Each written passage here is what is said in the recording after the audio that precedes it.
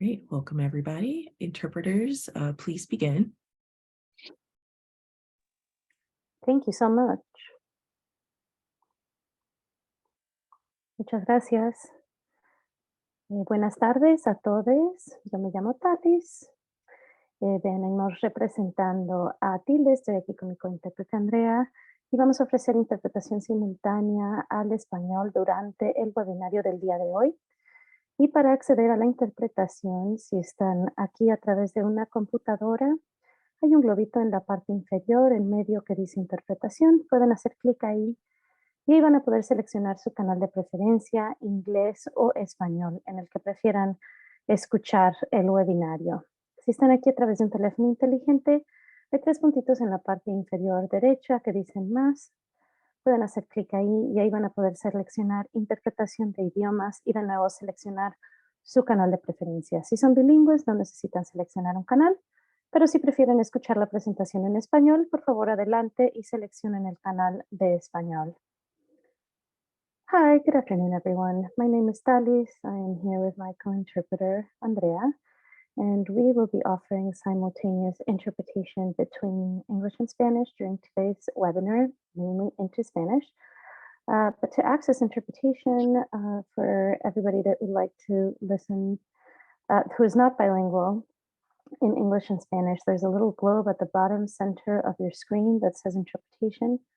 You can click there and there you'll be able to select your channel of preference, English or Spanish. If you're here via a smartphone, there are 3 little dots at the bottom right corner of your Zoom app that say more. You can click there, once again, select language interpretation, and once again, you can select your channel of preference. Si hay algún problema con la interpretación, por favor déjenos saber a través del chat y les ayudaremos en cuanto podamos. And just a friendly reminder to all the presenters to please speak at a moderate pace so that we can keep up with you and interpret everything you're saying in real time into Spanish. And if there are any issues with interpretation, just let us know through the chat and we will help you out as soon as we can. Thank you so much.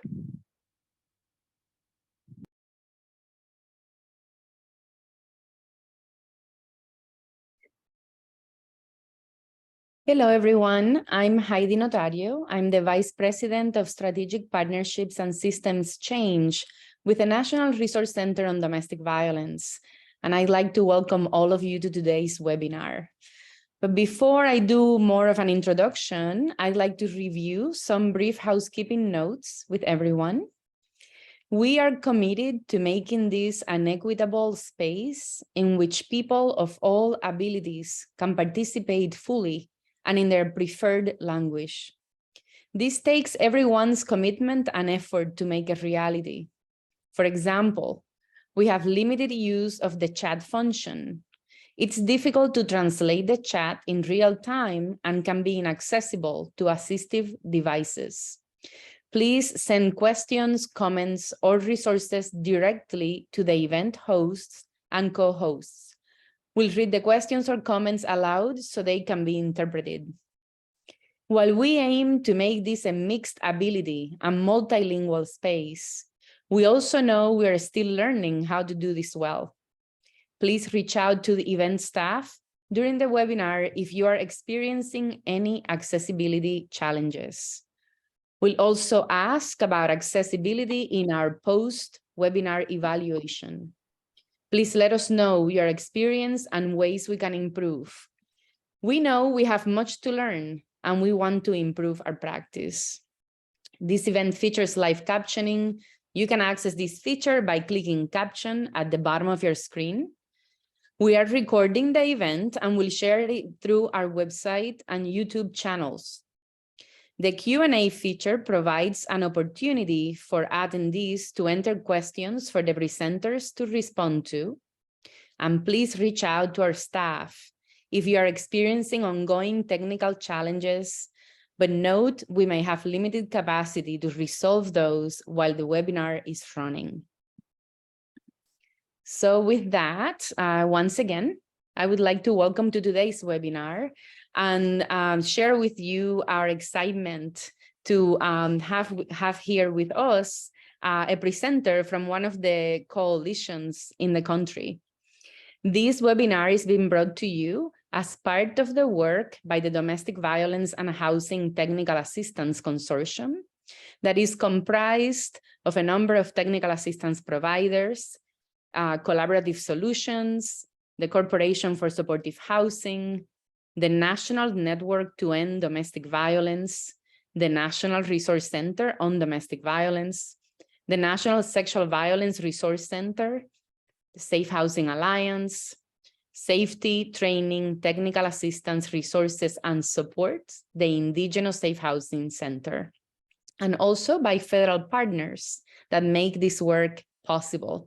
The Family Violence Prevention and Services Programs under HHS, the Office of Special Needs Assistance Programs under HUD, the Office for Victims of Crime from the Department of Justice, and the Office on Violence Against Women, and the U.S. Interagency Council on Homelessness.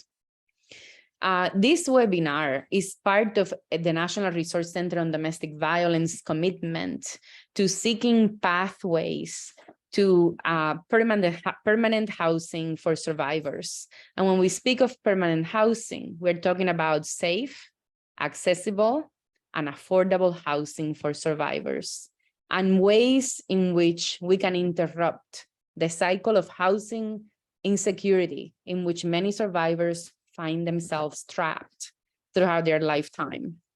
So today we're going to hear concrete ways in which organizations make this a reality for survivors and have done concrete efforts to expand housing inventory using creative resources within their states and figure out ways to support survivors' abilities to secure housing and also think of wealth building opportunities.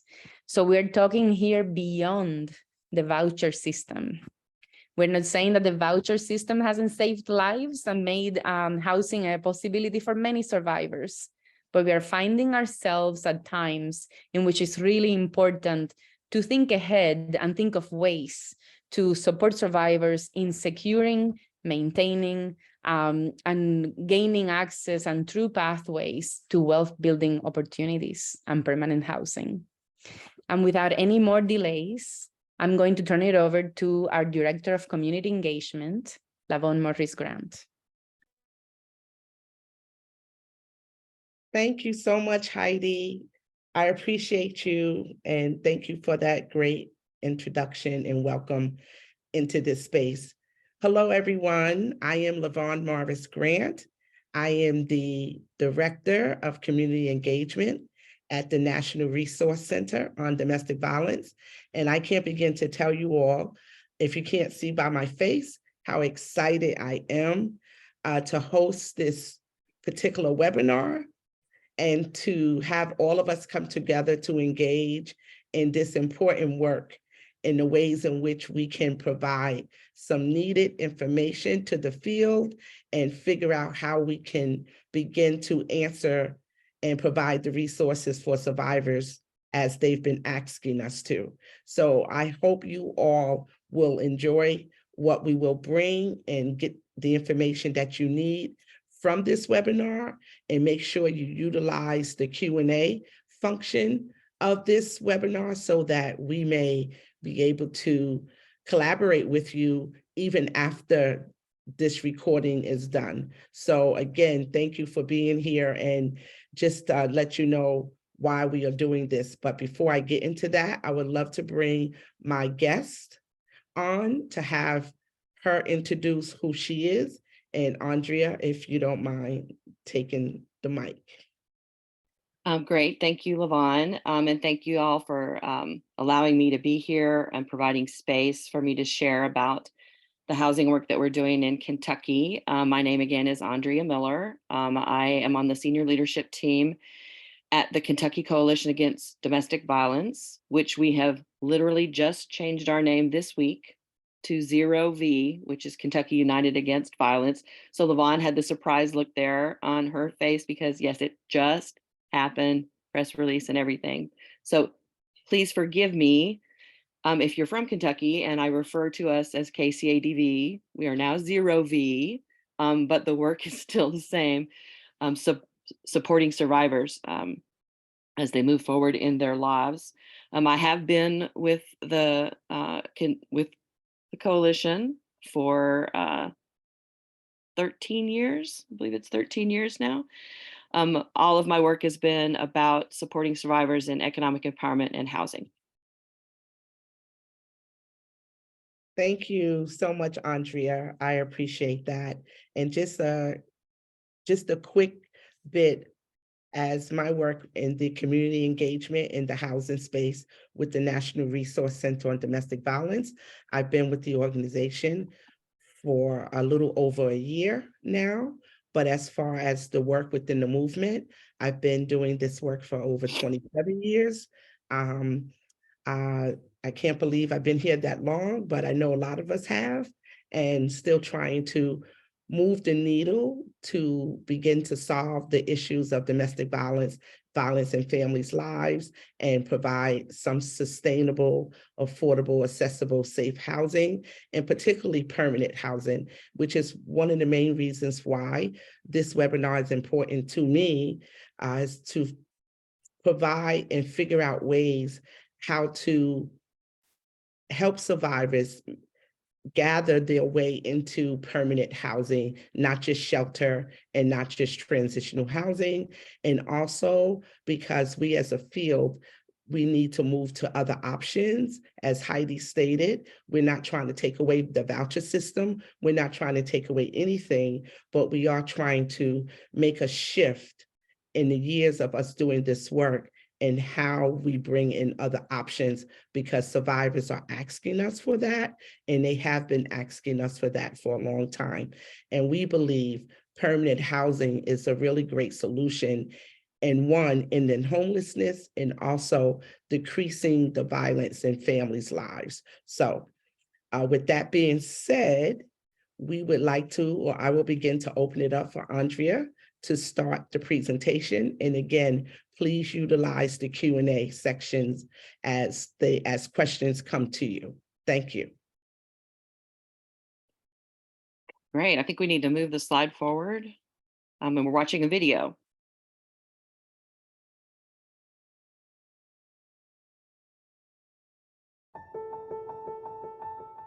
Homelessness is an issue that far too many people face. People of color, specifically Black people, other persons of color, and Indigenous people, experience homelessness in a dramatically different way than their white counterparts. People who hold multiple identities, such as those who live at the intersections of disability, immigration status, sexual orientation, gender identity, and more, experience compounded barriers that further homelessness and housing instability. A recent study found that 66% of people experiencing homelessness were Black, while 28% were white. Black individuals are only 13% of the US general population, compared to 74% of those who are white. Rates of homelessness within Native communities are 3 to 8 times higher than that of the general population. In total, 78% of people experiencing homelessness identified as people of color. This overrepresentation of Indigenous, Black, and other people of color experiencing homelessness cannot be explained by poverty or identity alone.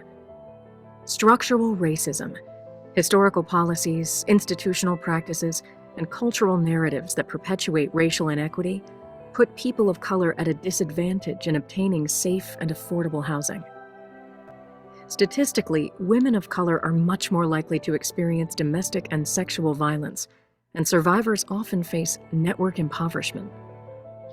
Network impoverishment occurs when the addition of a financially distressed household member places an extra strain on family resources. Oftentimes, we tell a survivor experiencing homelessness to go to a relative or friend's house. However, network impoverishment can cause immense burdens on the existing limited finances and available support from that network. Racial disparities arise at every juncture, from the legal system, to housing, to healthcare, to child welfare, to public benefits. Understanding the intersections between domestic and sexual violence, racism, and homelessness, and applying an equity, survivor-centered lens in our work is the only pathway to stability, safe housing, and healing for all survivors. If we want to address racial inequity, we have to acknowledge it, learn about it, and talk about it so we can do more about it together. To learn more, visit safehousingpartnerships.org.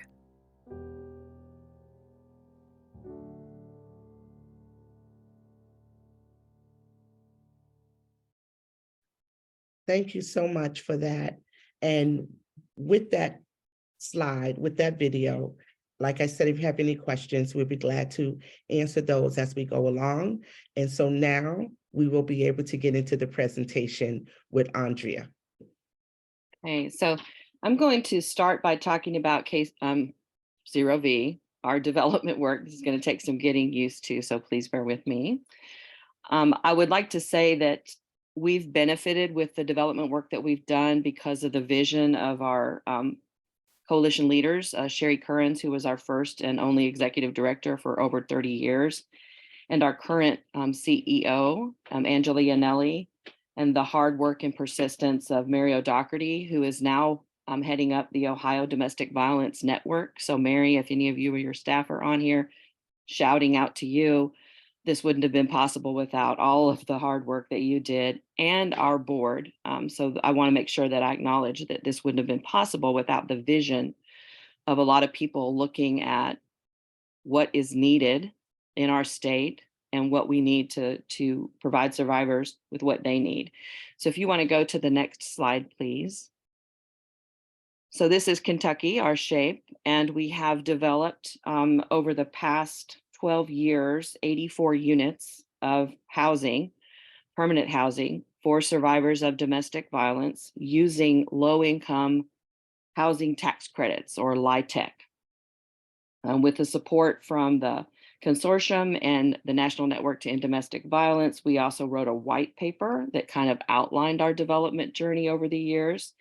And we've participated in a few webinars in the past that highlight our development work and our housing work in general. In our state, and where these little purple dots are where these units are located. They are in the area development districts. Kentucky has 15 of those. And we have a member program that includes an emergency shelter in each one of those area development districts. So 5 of our member programs partnered with us to help build these tax credit units with developers. And we've served over 250 families in these units since 2011. If you want to go to the next slide. This is in Louisville, Kentucky, with the Center for Women and Families, which is KCADV's member program in Louisville. The rental assistance that goes along with this development is provided with a partnership through the Louisville Metro Housing Authority. And as part of this project, survivors who move into those units after staying in that unit for a year's lease time, they can leave with a permanent voucher to use anywhere else in Louisville's service area. We call those graduation vouchers, just because that's what Louisville calls them. But again, persons who move in and are provided with supports while they're living in that structure, which is literally right across this parking lot from the Center for Women and Families. So there are supports that are provided for all of the survivors in those. If you want to go to the next slide, please. This is in Moorhead, Kentucky. So this is a very rural area of Kentucky. And these are townhouse style units that are literally, again, right next to the member program, which is Doves of Gateway. And this was part of that first development that we had. And there are 6 units in this area. And the rental assistance that goes along with those supportive services and that tax credit development are provided through housing grants that come through Doves and through our coalition. If you want to go to the next slide. And again, part of that first development, this is in Paducah, Kentucky. There are 12 units there, and then there are another 8 in Murray, which is about an hour away. These are also townhouse style developments, and the rental assistance in the Paducah area is provided with a partnership through the City of Paducah, Section 8. And this is similar to in Louisville, where that graduation voucher, or if you're in that development for at least a year, you can leave there with a permanent voucher if you need one or want one, and port that anywhere in the state or out of state. But you can leave with that permanent voucher. Go to the next slide. This is our second development. So I'm going to back up a little in my talking and talk about how that first development happened. So our coalition leaders went to our state housing partner, and we were asking for help for survivors of domestic violence that went beyond just a voucher program or voucher set-asides. The chairman of that board at that time, his name was Don Ball. He's a very huge housing developer in Kentucky. He has since passed away, but he had added to the stock of affordable housing in our state through all of his efforts, including his work with the Kentucky Housing Corporation. So he basically arranged to give us tax credits. We didn't even know what that was. We were like learning along this journey. Next thing we know, we had developers reaching out to us saying, hey, you've got these tax credits. Let's build some units with them. So those first 48 units we wanted across the state. It's a scattered site. And I just shared again where they are. There are 20 in Western Kentucky, 6 in Eastern Kentucky in the central part, and another 21 up in Louisville, Kentucky. And that first development was intended to be larger, but as tax credits work and as developments are put together, sometimes there's changes in that process. So we ended up with 48 units across the state, and all of them opened up in 2011 for occupancy. After we had been operating them for a few years, we thought, you know what, we can do this tax credit development. We should build some more. And so we did. And we thought, well, let's go back to Kentucky Housing Corporation and let's ask them for more tax credits. And they said, well, you have to apply now. And we can talk in detail a little about what the application process looks like. So we learned more about that. We did apply.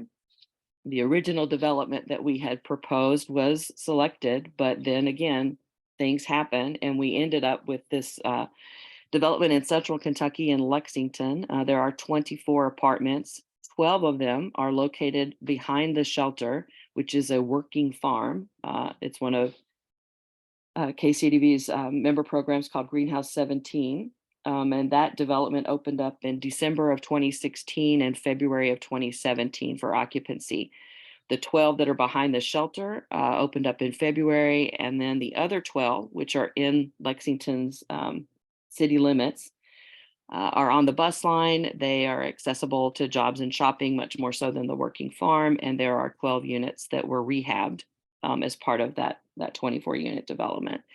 That development came together it's a $4.6 million project, and it came together with the low income housing tax credits, low interest loan from the state's Affordable Housing Trust Fund. The local government contributed about $500,000 to that, and another $560,000 came through the Affordable Housing Trust Fund in the state. And these are single story cottage, these outside ones.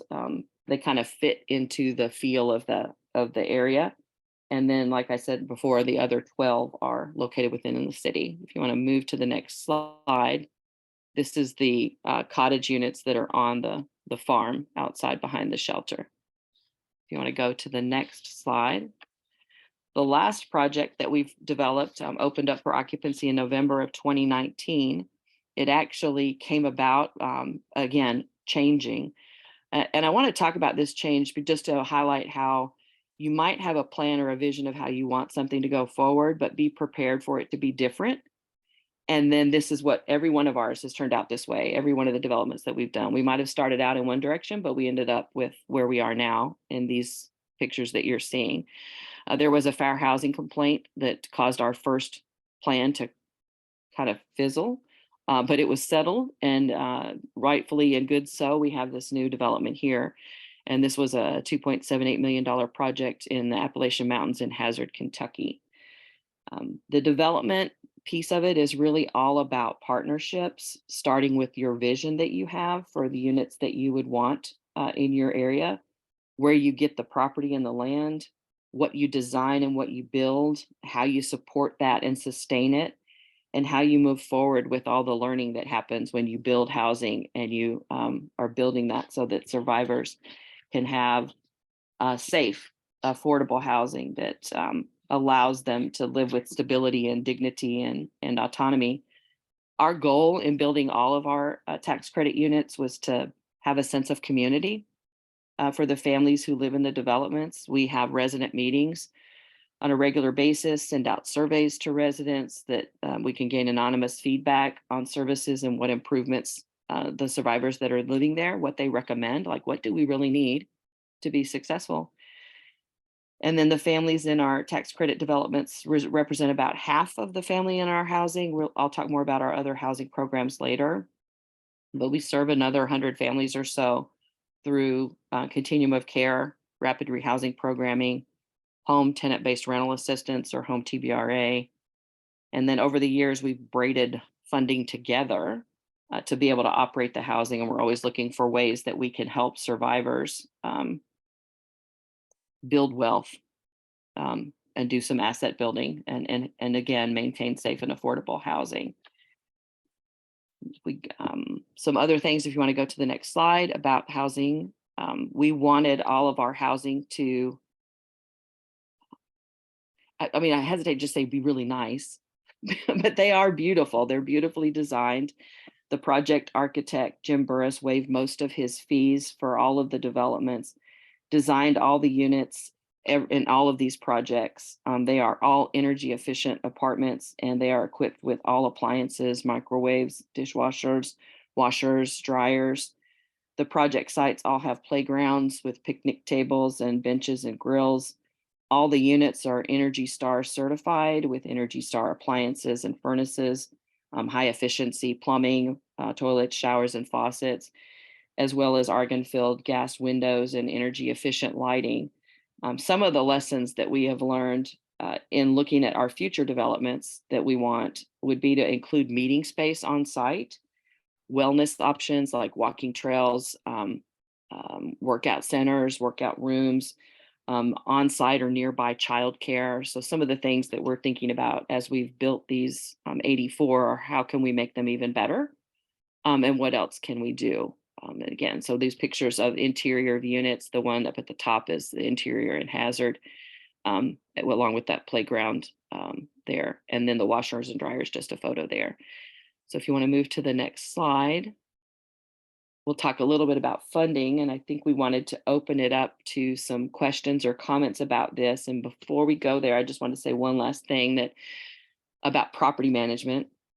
We do have property management, a property management company that works with us on all of these tax credit units because of the compliance that's required by IRS for developments like this. We also wanted input into who is moving into these units. In the video that we saw earlier, there are a lot of barriers that people have in coming into housing, especially survivors.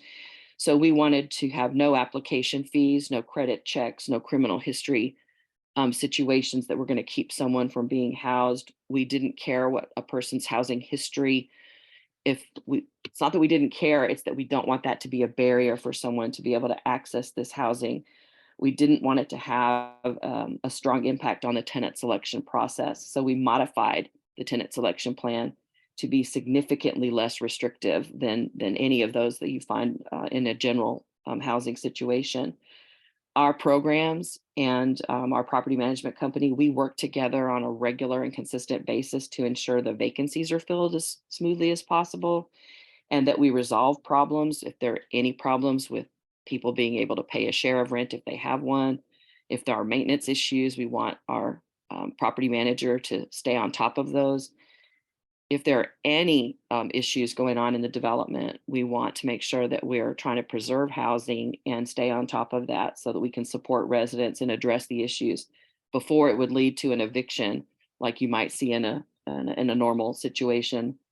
Right or wrong, we don't want to see that happening, and we don't want people to lose their housing. So we're all about the support and in always trying to preserve housing. So here's our chance, Lavon, to talk about questions. Andrea, first of all, just thank you so very much. Every time I'm in talking with you, the presentation, I learn a little something more and more. So thank you so very much for that great job. And we will be coming back to the remainder of the presentation. But what we would like to do now is open it up for you all, please, to send your questions in. I know we have a few in the Q&A section, and I'm hoping and sure that many of you have more questions concerning housing, since it is one of the #1 priorities that survivors are asking us for. And so before we get to the Q&A with the audience, Andrea, I have a question or two for you first to start off this discussion. And so Andrea, in all of the years you've been doing this work, and I know the Kentucky Coalition, you all changed your name, but I don't remember it at this moment. So please forgive me for that. But in all the years you've been doing this work, Andrea, and being in this field, and you work at a coalition in particularly, what is one of the main reasons why you think our field, our movement should be in the housing space? I think you said it just a moment ago when you said that housing is the #1 need that survivors share, usually when they're approaching a shelter or calling a support line. Literally, housing is the #1 thing that people need. So if we're not in the work of providing housing or figuring out how to better access and make housing more efficient for survivors, I kind of like, I'm asking, well, what's the point? We really need to be involved in housing. It's in short supply. It's absolutely what people need. You can't do anything else if you're not safely housed. Right, exactly, Andrea. And we all know we are in a serious housing crisis. Whether you are a victim of domestic violence or not, we are still, and not just the crisis of there being limited housing, we are also in the crisis of housing being unaffordable. Correct. And that is a huge issue that came out of the pandemic of, COVID pandemic, that people cannot even access housing, even if they are able to find it, because of the expense of it. No matter how much money you wrap together, just the security deposits of asking for 5 times or 3 times people's salaries is so exuberant of an amount for folks to meet that criteria. So Andrea, thank you for that. I know some of the challenges, Andrea, that I've heard of why many domestic violence and sexual assault organizations are not in the housing space, as many of our homeless providers are, is because the challenges of working with, funders, and I get that, but what we have to understand, right, as advocates and advocacy and shaping policy, in order for us to be able to shape policy, to make the barriers lesser, we have to be at the tables, right, to be able to bring the information to the funders or to whomever is sponsoring us around housing of the needs of the constituents that we work for, right? I totally agree. Right, if we are not at the table, we can't then cry and scream later when they don't make room for us or shape housing in a way that makes it safe, accessible, permanent, and affordable for the constituents that we serve. And so I'm hoping as we move along this path of opening up or thinking about more options and other options other than just shelter and transitional housing, that people begin to, recognize that we have to do some things differently and add some of those options to make them become viable, and where we don't have only a handful of coalitions or a handful of programs providing inventory in housing for our constituents. So hopefully that will help us move this process along. And so with that, Andrea, I'm going to ask my colleague if she could read one of the first questions to us, and we could decide how it will be answered. Sure. And before we do that, I think I could probably add a teeny bit to what you just said, which is low income housing tax credits, LIHTC. That is one way to do development. And it's a really important way because it is 100% designed to either acquire, construct, rehab affordable housing, rental housing for low and moderate income residents. And I think that there have been in the history of this over 2 million units across the country that have been built using this kind of structure, this low income housing tax credit. And so I think it's one way that we can increase the housing inventory and ensure that it remains affordable because of how that is constructed. So yeah, we can go to the next, or the first question from our audience. All right. There are a few questions. Actually, there's a number of questions in both the chat box and the Q&A box.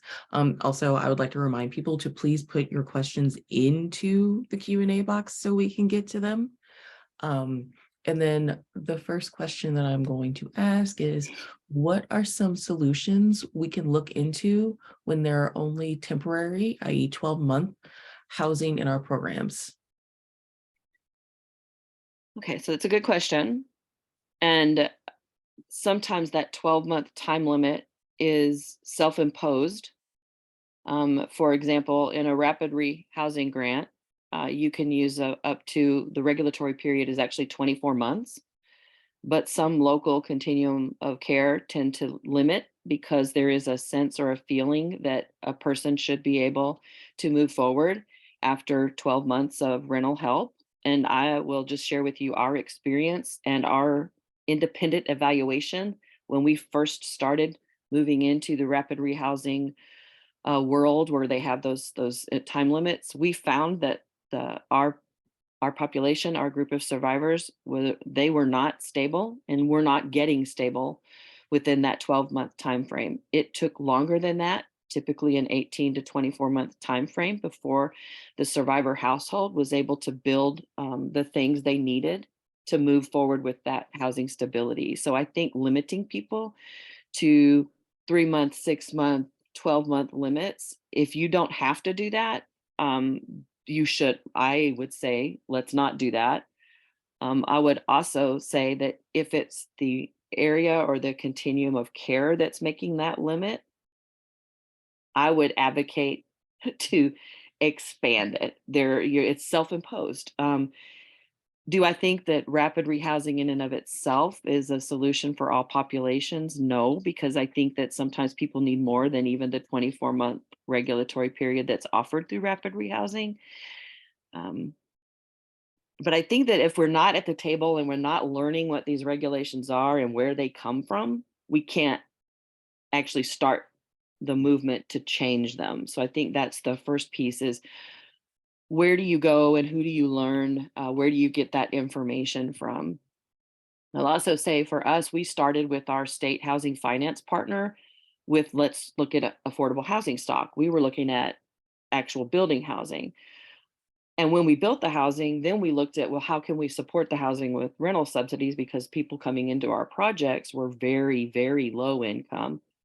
So I think that those are pieces that you have to look at all the different opportunities that are out there and make sure you're, again, at the table having conversations and expressing what the needs are. So for me, that I hope that answers that question for the person about the 12-month limit.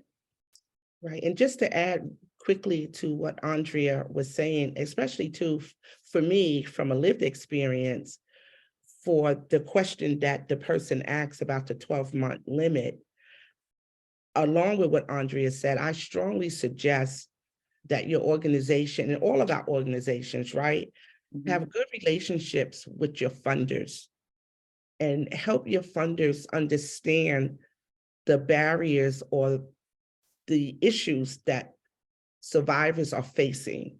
And 12 months, 24 months, first of all, there shouldn't be a limit. So I don't even want to say 24 months or whatever.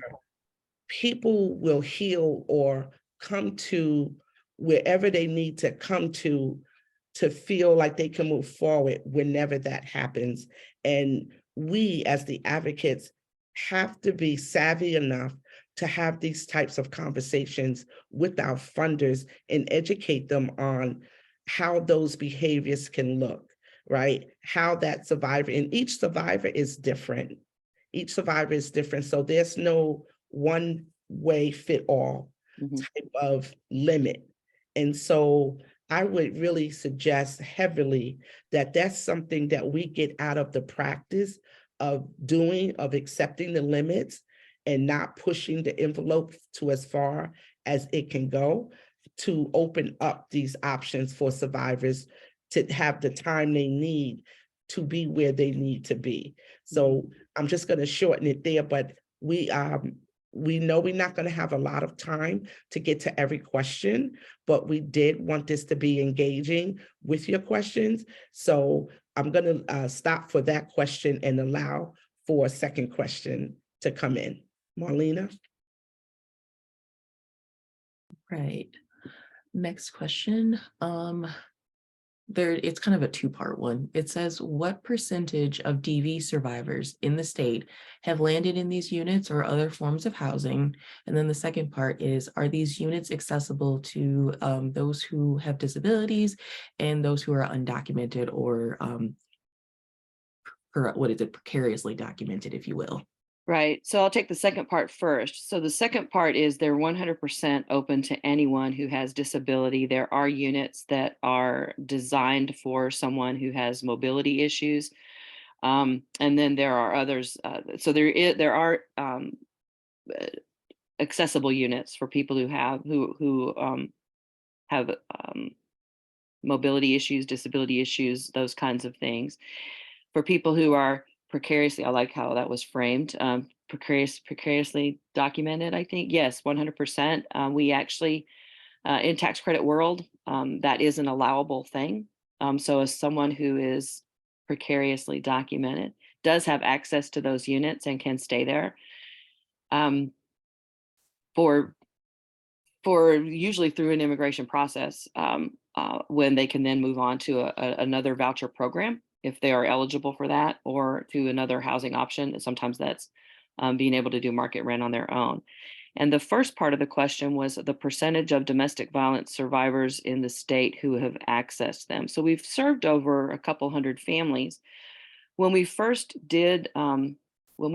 looked into one of the rapid rehousing grants, so going through the continuum of care, we looked at the people who identified as survivor on the prioritization list that had required that people develop. We had a couple hundred households that identified as domestic violence on that prioritization list. I don't recall off the top of my head what the percentage of that was with the total homeless population within Kentucky. But our units are designed only for survivors. So you can't access our units unless you are a survivor household. So 100% of the people in the units have been survivors, but I don't know what percentage they are of Kentucky's population. You do have to remember, though, that these are only 84 units housing 84 households at a time. And then as that turnover happens, we can open them up to move more folks in, all of which, again, are survivors. I hope that answers what you're looking for. But I will say that we consistently run in our state. Actually, post-pandemic, our survivor households have increased that are on the prioritization list. So our housing assistance that we've been applying for, we've also been applying for more funding. And we have more than doubled our housing assistance money in our state with the DV bonus funding, which was a game changer for us in Kentucky and being able to provide services to survivors. In addition to applying for new projects, we have 3 continuum of care in Kentucky. We are involved in, the coalition is involved in housing grants with 2 of them now. We'll probably maybe expand into the other if we feel the need, but right now that's being met by other organizations. So we're always looking to grow housing assistance in general. And we're also interested in building more housing inventory. So we did apply last year. We had 2 developments that we were hoping to get funding for. They weren't selected. They were very small and very rural. And right now the state is investing its money in larger developments. So that's still a challenge for us, but we're going to continue to look at how can we make our applications more, I don't know, attractive to able to build, and just kind of continue to explain, you know, yes, you can build these large developments, but we also need smaller developments in more rural areas. Kentucky is a very rural state. So we're going to encourage our state finance agency that when those allocation plans are developed, which are usually every 2 years, we'll be looking to kind of build in or help build in more special type projects that are for smaller development. I don't think anybody asked me that, but I would just share that anyway. So there you go. Thank you so much. Thank you, Andrea. Marlena, I think I have a question that I'm going to throw to Andrea from the chat, and it is about pets. Andrea is asking, what about survivors who have pets? That is an issue I ran into when I was trying to escape. Are there programs that help with your pets? So yeah, there's a couple of different things there. So first of all, we are certainly following fair housing, which absolutely says people who have a service animal or people who have an emotional support animal can have that in the housing, even if our property manager's lease agreement says no pets. So what we do is we work with the survivors who have pets. We try to get them classified as an emotional support animal. And I don't know how many pet owners there are on this call, but I would tell you my furry family absolutely provides support for me. So if I can get a medical professional to sign off that I need that support animal for a mental health reason, like anxiety or depression or whatever, I can get my furry family member in my household under that guideline. If we can't do that for some reason, certainly there are fostering programs and things like that where you might put your pet with another household for a short period of time until that can be set up. But I would just say that we have never denied anyone access to the housing. Usually what happens is we try to explain it ahead of time so that people aren't sneaking their animals in. It's just, we want everybody to understand what the rules and regulations are around that. So I would say we encourage it because we recognize the need. And I would just say that one of our member shelters just recently said they've just given up on the whole pet thing anyway. If you've got a pet, bring it in. They don't care. They're making it work. As long as, you know, we were taking care of them and there's no harm to anyone, it's just bring them on. So I think we kind of have that little bit of approach in our housing as well. I will tell you that we recently had someone who had chickens in one of our units. And that's one of my favorite stories because I'm just like initially really chickens, but okay, so let's figure out what's happening here. We eventually found out that this resident was chicken sitting for her sister. And we were like, okay, well, we were talking about building a chicken coop out in the back. Is this something that this person is using as a way to barter or gain income? So I really think that anytime something's happening in a unit, the best way to solve it is just ask questions and then see if we can solve it. So I was all about building a chicken coop. I was literally going to do that outside of one of the property, thinking it would be a cool thing for everybody to be involved. So pets, yes, but we do have some rules that we try to follow. And so, Andrea, yes, the chicken coop, that is so awesome how you were going to use your advocacy to make that happen, but to find out something different. There are so many great questions in the Q&A. I am floored and thankful for the amount of questions, but I know we won't get to all of them, but I do have another one that I flagged that I would like to ask you. Andrea, and let me make sure. Yes, here it is. And then I think there's one more after this before we get back into the slides, just for the sake of time. But we'll see how that goes, right? And I have so many questions, but I really want to give space for the Q&A. What are some of the biggest challenges that you have faced in providing housing for survivors of domestic violence? There are definitely challenges. I think the most difficult ones involve lease violations. So like I said earlier, our mission is to always try to preserve housing for that particular survivor across all of our housing programs and in our housing developments. We sometimes find that people move people into the unit without that person being on the lease. The person that's being moved into the unit tends to be a violent partner. It triggers other people. I know sometimes we don't want to use those words trigger, but it can definitely cause difficulty for other residents in the community in the tax credit development. One of the first things we try to find out is, as the perpetrator kind of coerced their way or forced their way into this housing situation, and then what can we do to get them out? Sometimes that involves relocating the survivor to another household, where we're also looking at trying again to preserve safety. So I think that moving people in is one of the challenges that is often faced in housing. And we approach it always from the perspective of what's happening here. Can we show that this is part of a power and control issue? And then what can we use to help the survivor preserve housing? Some other complicated issues sometimes revolve around substance use. We are not a sober living requirement, but if people are using, we try to practice harm reduction modeling, but we also want to make sure that that what's happening is not interfering with other people who are also living there. So I think those are challenges when lease violations or issues with a person are sometimes interfering with the rest of the development. Those are challenges, and we usually always are working this on a case-by-case kind of basis. And our policy is to always try to preserve housing whenever we can. One of the other challenges is non-payment of rent.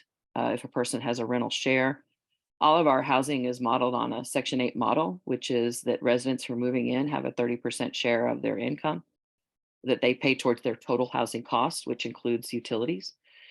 If residents aren't able to cover their share, we have ways that we can, we have imposed that policy. So we work around if there are issues there, like we can work on budgeting with folks to kind of see, can we adjust the voucher? Can we eliminate that? And we can. Can we, what else can we do? And let's just make sure that we're not putting undue burdens on folks with any of the policies that we have. So those are some of the challenges that tend to crop up most frequently is our financial issues, leasing, especially the moving other people in or having other people over, is even if they're not living there, they're over there consistently causing issues. And the substance use, I think, are the biggest ones that we tend to see. You're muted, Lavon. I am. Thank you, Andrea. It sounds like a lot of the challenges are some of the same challenges people would have just being out in regular leasing. Is nothing new just because they are victims or survivors of domestic violence. People bring their human behaviors with them, right? And their human habits. They do. And so we just as advocates, we just figure out ways to adjust to those things and not make them such heavy barriers to where our first thought of action is to evict them, right? As they would do in the in other type of housing units of landlords, right? That the first thing is to evict Right. people who are creating these issues for that landlord. And so before we get back to the presentation, like I said, we have so many questions, but I do have one more. And then Marlene, if you have a question that you would like to ask after this one, that'll be the last question. And then we'll go back into the presentation. And so this question, Andrea, is this, I really like this one. How have your places been received by surrounding neighbors and community members? Yeah, that's the NIMBY part, right? The not in my backyard. Yeah. So you may have remembered that I shared we had an issue in our hazard development where we wanted to build tax credit housing in a particular area. And in the zoning change meeting, in the city committee meeting, they were very vocal about they didn't want those people living in this space next to, I think it was a funeral home. Now I could talk about that for a while, but I'm not going to. I'm just going to say they said those people would be not doing anything and would be sitting around in the units smoking and drinking, I think were the exact words, in addition to referring to them as those people, talking about survivors. They wrote that down in the meeting minutes. So the person who took the meeting minutes wrote that down. We reached out to Fair Housing and we were just kind of saying, you know, this is what happened. And the attorney for our Fair Housing Council that serves the entire state was like, yeah, I'm pretty sure I can take care of this for you. And so he did. We filed a suit against the city for discrimination against fair housing. And as soon as the suit was delivered to the city of Hazard, they called us on the phone and said, so how can we make this go away? And we were like, you can give us some space to build our units. So they did. So I think that in some ways, that was an example of how it wasn't necessarily first received well. But those units are built on a location where an affordable housing development had actually burned down. So it's in a beautiful space and a beautiful spot. And the residents there, since they have been built, have been wonderful. There might have been a few hiccups here and there, as there are in any housing experience, but it's gone very well. With the second development that we had with the Lexington area, the 12 units that were built on the back of the shelter that has this working farm, there were concerns by some of the neighbors who are pretty well-off horse farm owners in the state of Kentucky. But the executive director over that program was able to meet with people, show them what this development was going to look like and how it was going to fit into the landscape of the community.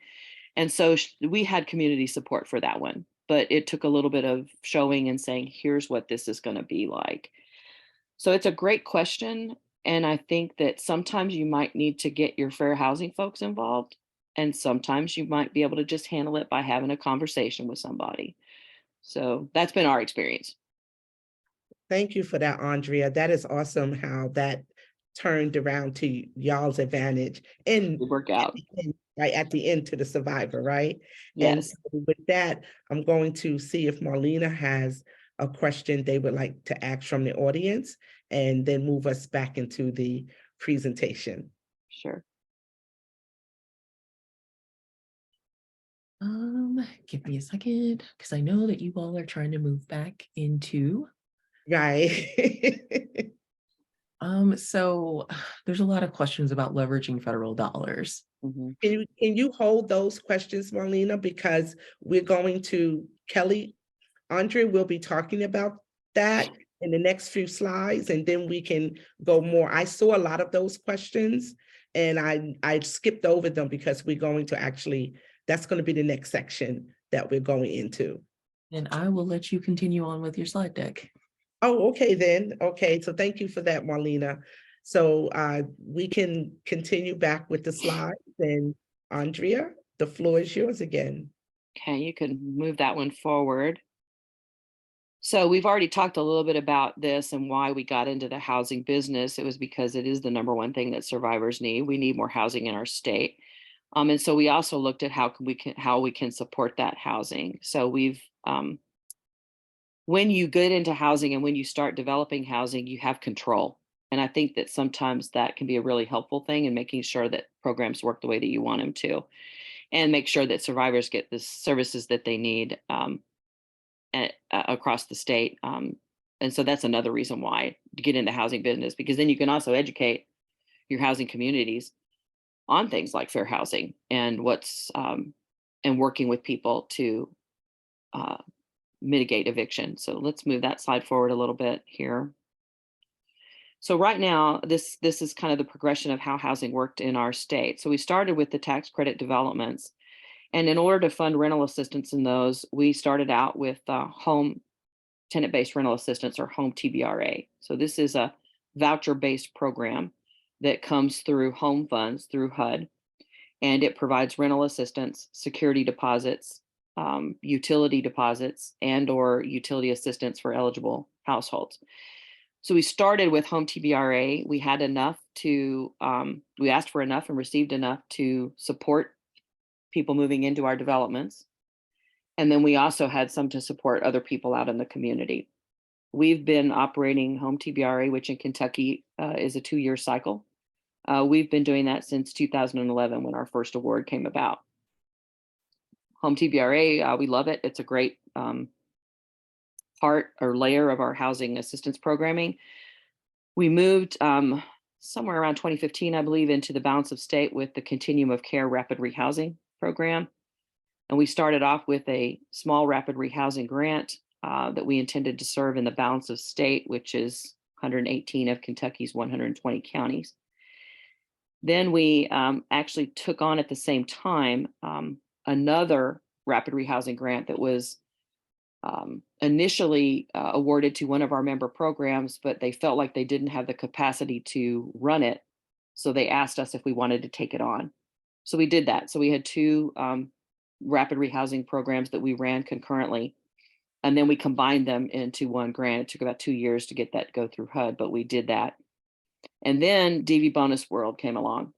And for those of you who are familiar with that, we talked about it in our state. We went to our board. The board was like, hey, why doesn't the coalition go ahead and apply for this? And one of our member programs agreed to also apply. So we took the annual renewer demand, or the ARD amount that Kentucky was allowed to apply for. We applied for all of it between the 2 projects, and they were both funded. They've been renewed every year since then, and we applied for additional funding during the next year's expansion. So I think we're on our 3rd expansion now.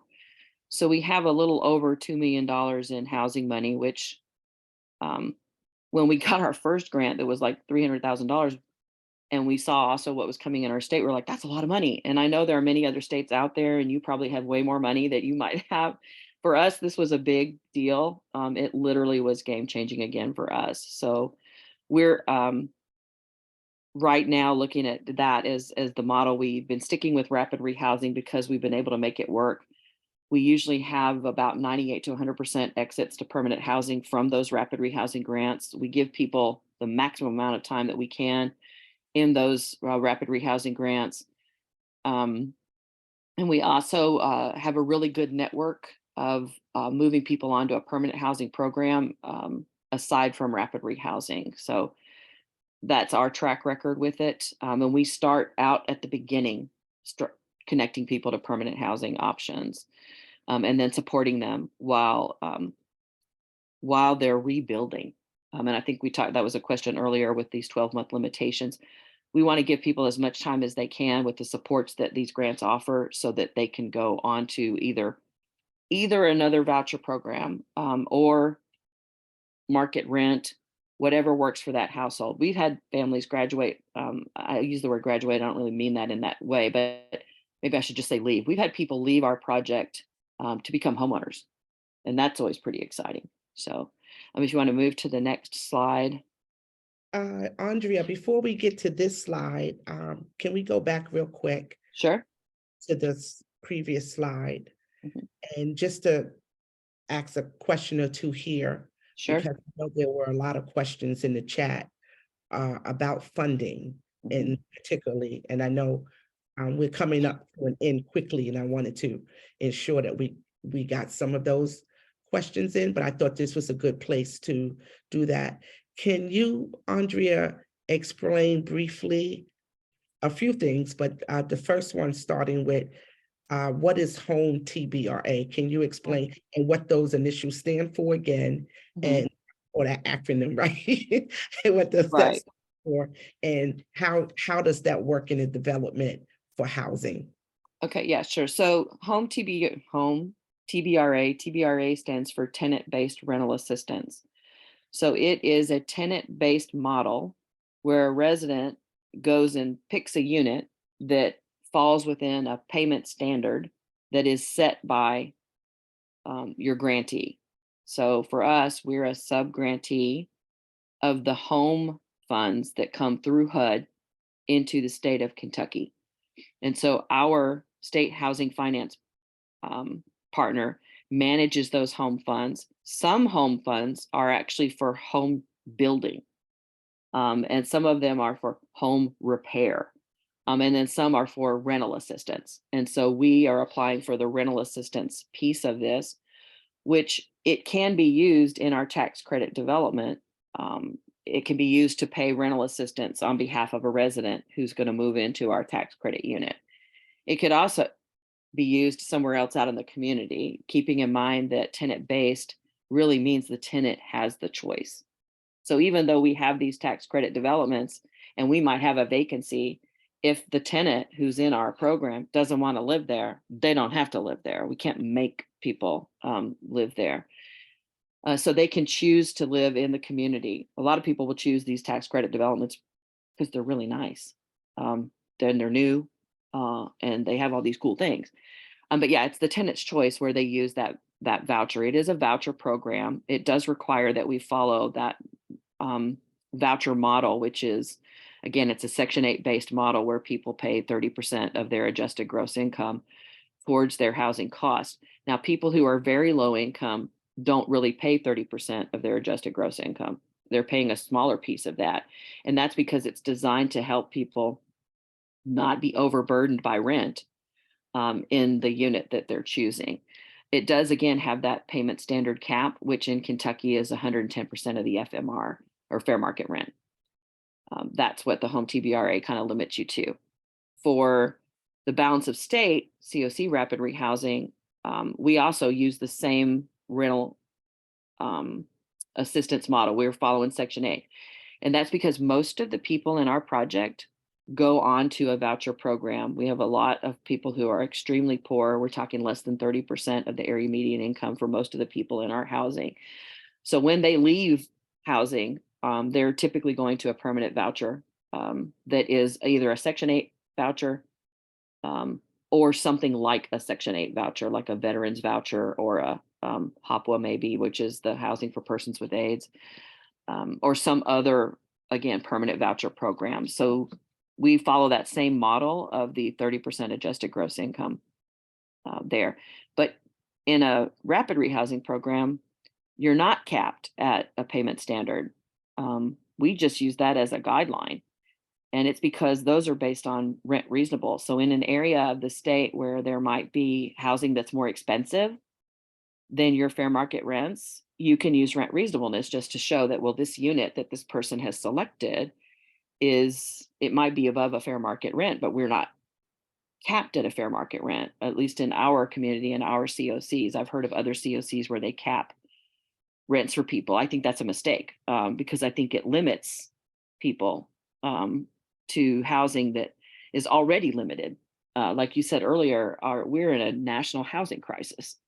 So we really need to be figuring out how we can get people housed using these funds. And there are ways to do that. And then the DV bonus rapid rehousing runs the same as our project that comes through our collaborative applicant, where we're a sub-grantee of them. I'm hoping that answered the questions because we can talk. I can go in the weeds of this all day. Yeah. That is so great. And so what I'm going to do here, I'm going to not ask you, I'm gonna make a statement, and then I'm going to ask Marlena if they see a few questions around the funding piece to bring into the discussion, because I'm sure many people would like to know that portion of it. But my statement that I wanted to make for us as a field and in general, right, is to please, from the DV and SA perspective, to please get familiar in your areas with your COCs. And the COCs are continuums of care. I know a lot of us in this space don't know about the COCs, but it is so important for us to be connected and build relationships with our COCs and balance of state so that we can have a seat at the table to learn and find out what's happening, what monies are available, how we can utilize that money, and how we can have a say in bringing down the barriers for survivors that we are working with. And so that is really important, and also important why we need to, as a movement, as a field, to be a part of the housing conversation and helping to guide those conversations and the way funding is being meted. And so with that, the last thing I wanted to ask Andrea before I bring in Marlena was, Andrea, and you did a great job with this, but if there's a way that you can explain to the audience what we call braided funding. So with all these categories that are here, what is braided funding and how did you all make it work? So for us, the braided funding piece is you have some funding streams that will allow you to do this piece. And then others that you could maybe pull in that will help you do this other piece. So for example, to use the first two on this slide, when we did the tax credit development and those tax credit projects pulled together funding streams to get those units built, part of getting a development approved is what is your rental plan and what is your supportive service plan for the people that are going to be living in those developments. And so the development itself doesn't pay the rent for folks. And so we already know that most of the people that we're working with they sometimes come in at zero income. So who's going to pay the rent? The rent still has to be collected because that's how you keep the project moving forward and going on, and how you pay your property manager. So for us, we were looking at, well, what subsidy programs are out there that could be used to do rental assistance in those developments? And that was where we had our partnerships with Section 8 and some of the communities where they agreed to give us vouchers for those units, which are the equivalent of like a project-based voucher program. So as long as you live there, you get the rental assistance. And then you might remember that I said that some of them then, once they no longer want to live there after they've fulfilled that first year of a lease, they get a voucher that they can take with them and go. That's an awesome outcome and partnership for someone who might need that for the length of time that they do. So we started with the home TBRA as a rental assistance option. At the same time that we had the home TBRA that was going to provide our rental assistance, we needed to provide supportive services. So we looked at an OVW transitional housing grant as a way to provide supportive services only. So when we wrote the OVW transitional housing grant, it was to pay this for the staff to provide the supportive services for the people living in the development whose rent was being paid by either Section 8 or home TBRA. So that's an example of leveraging those kinds of funding sources, different ones out there, to support the work that you're doing. In the same way that we had applied for OVW transitional housing funds for 3 different cycles. Those are 3-year grants. So that took us about a decade. Then we had to look at, well, if we don't get OVW funding, then what else can we use? Well, there is rapid rehousing then, which has supportive service money in it, in addition to rental assistance. So that's another way that you can kind of pull another funding stream in to support your housing work if you are doing development, or if you are just using those housing grants to provide supports for people in the community. And I think that we also have private funders that we have pulled in that you could also add as a braiding level to provide flexible funding. I think that anyone that's doing housing needs to figure out how to support survivors with needs that aren't covered by another traditional housing grant. And I think that that's another way to pull in a layer of funding. VOCA, or the VOCA money, the crime victims, that funding can provide money for staff that can that can then support the folks that are living in your housing. So that's another layer of funding that you can add in. Some, like in Kentucky also, we have we're a pass-through agency for contract funds for our state. So that's another funding source that then could be tied into how can you support the work that's in the development itself, like for staff or for needs. So there are other funding sources that can be used to support housing that you can leverage them together. It can be used to build them, and it could also be used to support them once they're built. And I think I had shared that with the developments that we built, there were several different pieces that went into some of those developments. Some of it was affordable housing trust funds, some of it was bonds, some of it was some home funds can be used for building and development if that's what your state allocation plan says. So for us, it was, and you can get really into the weeds with this, but like I said, we learned a lot of this along the way. And so that's, I think the best answer that I can give is to what is it you're trying to accomplish, and then who has got money out there that you can apply to receive. We've worked with lots of different, also private foundations that want to support the work. We've had a lot of success for our economic empowerment pieces in looking at foundation work to support that as another layer of best practice, I think, really. Wow, Andrea, thank you so much for that extended example, which is what I hope it really helped, the audience see that there are other ways to braid funding, and, that is doable in spite of all the challenges. It's doable, and it's just a matter of figuring out how to make it work. I know there's a few questions, though there's a lot of questions that we're not going to get to, but I know there's a question or two that I wanted to go to the chat before we go back to the slide deck and bring this to a conclusion. And so Marlena, if you have a question that you wanted to ask. Yeah, like you had mentioned, there are a number of questions into the chat. I know that you've already touched on this, but just an expansion of, did you have any experience utilizing home funds and or any other HUD funding to build units?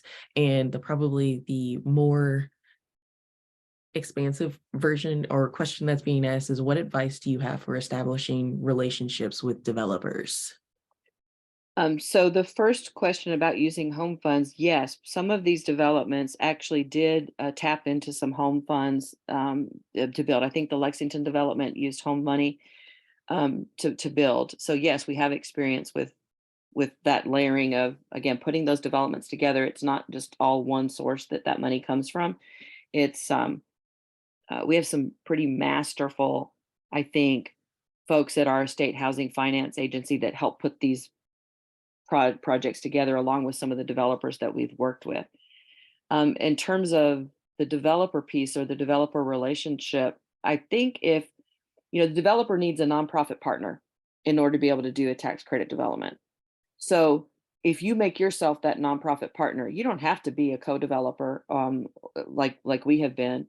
But we were like the best kind of co-developer because the guarantees for the tax credit investors actually came from our development partner. So we got a little bit of the credit there because we're also putting up rental assistance money and all that, but they need a nonprofit partner. So if you can talk about your vision and it aligns with what they want to build, or you guys can design that together, I think that's a way that you could design a project that would make you an attractive component to what a developer is trying to accomplish in your community. I think that the developers that we've worked with have been wonderful. We worked with housing partnerships out of Louisville, and we worked with the National Housing Alliance out of Ohio. We've had really great experiences with them. In the projects that we're trying to develop, one of our member programs is looking at their own tax credit development and working with a well-known developer. The mission is aligning, and that's what I think is really important with these partnerships, is that you have a mission alignment. I think that that's the way to kind of approach development, is to look at who's building what in your community and see if you can talk to them about being part of something new and unique in your area. So that's probably the best advice I would give is to, you could probably talk to your state finance partner too and find out what developers they've worked with and which ones they might recommend that you reach out to as a potential applicant partnership. Um, I think for us, those things, that's where we landed as we were looking with people that kind of aligned with what we wanted to accomplish. And for that, Marlena, for the sake of time, because I really want Andrea to be able to talk about that last slide about one of their success stories, you can ask one more question if it's not too in-depth of an answer that Andrea would need to give, if you think it is. Yeah, I talk too much. Well, we're going to shorten it a little bit, Andrea. We can shorten it some. Yeah, So let's see what maybe. Marlena has for us.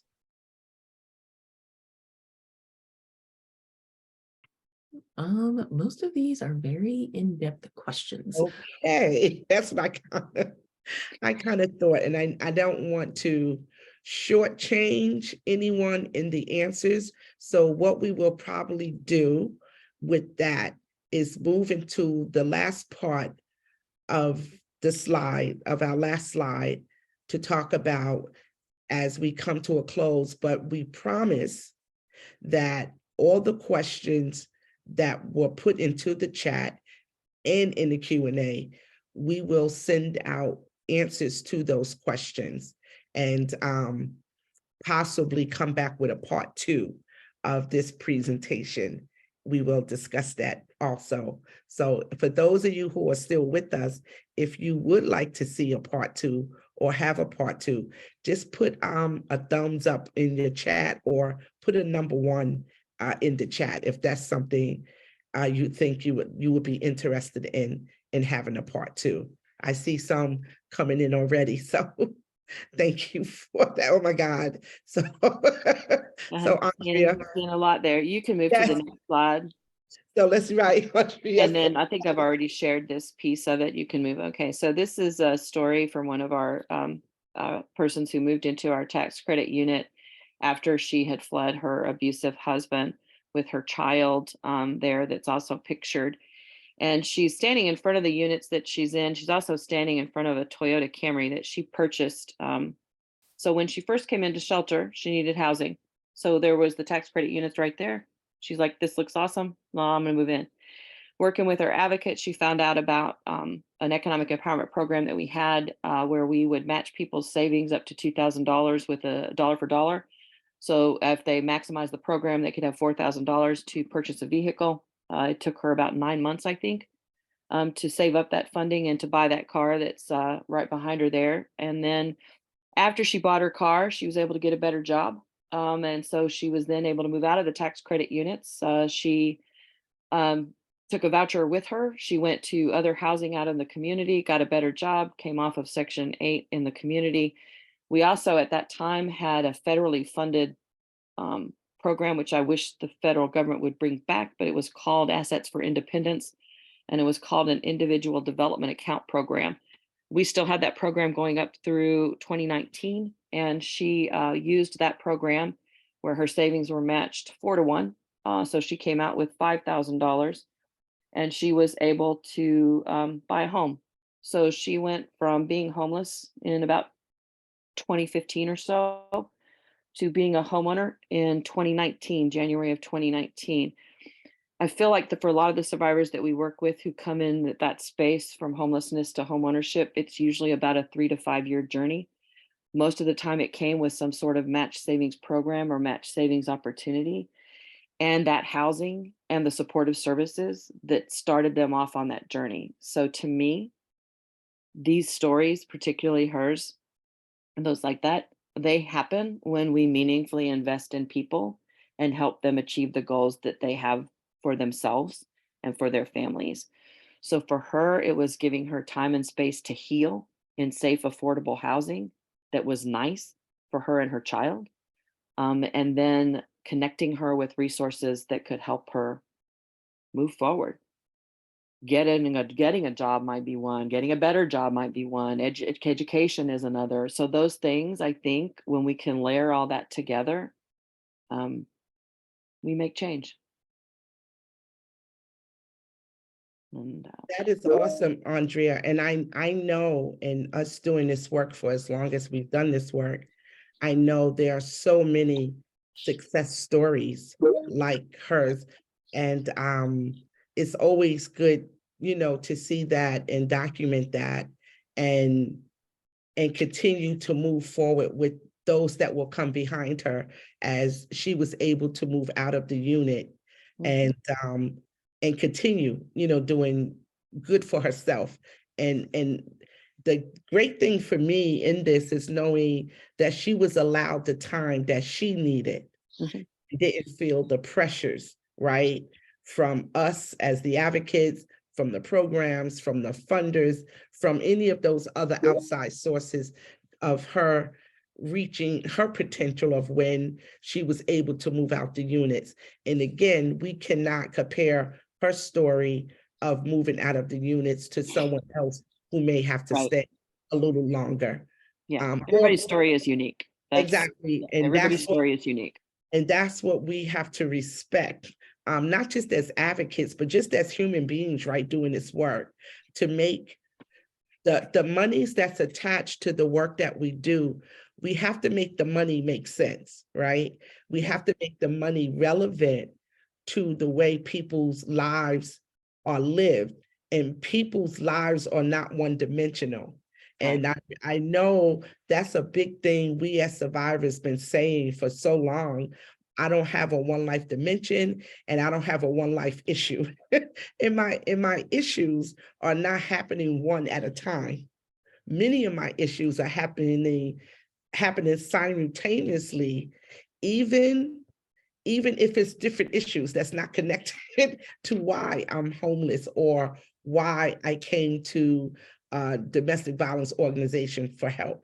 I could be having other kind of issues, happening. So all the core support services, Andrea, that you all are able to offer is an awesome guide.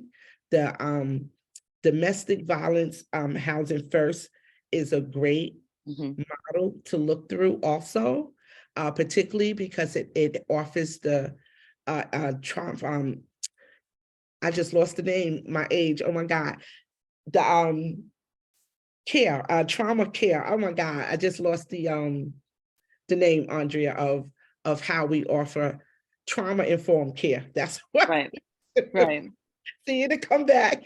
How we offer trauma-informed care in those pieces. And that piece has to follow in everything that we do. And also in talking with our funders of educating and help them understand as they work with us to offer more monies, into the spaces to get people housed and help them stay housed permanently and seeking that.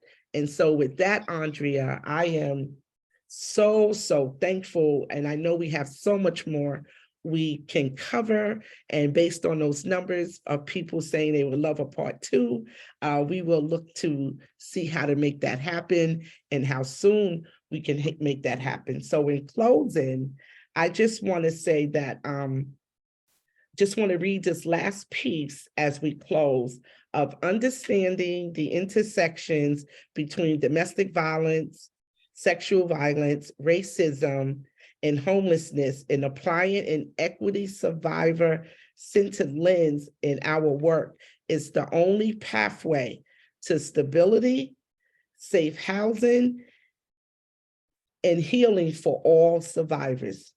If we want to address racial equity, we have to acknowledge it, learn about it, and talk about it so we can do more about it together. So that comes from the video you all saw earlier, and I wanted to bring that back to your remembrance as we take this webinar to a closing. And of anything, this could not have happened without all of y'all's participation. We are so thankful to you all for be here with us and engaging your questions with us in this so sought after discussion that has to continue. So please take this out of the webinar and take it back into your organizations and into your communities and continue the conversations. Thank you so very much. And we hope to catch you on the next one. Have a Thank great you, everybody. Thank you, and feel free to reach out and we'll get back to you. Right, Lavon? Yes, we will, Andrea. Yes, we will. But Andrea, you stay on. Yes, we will do that.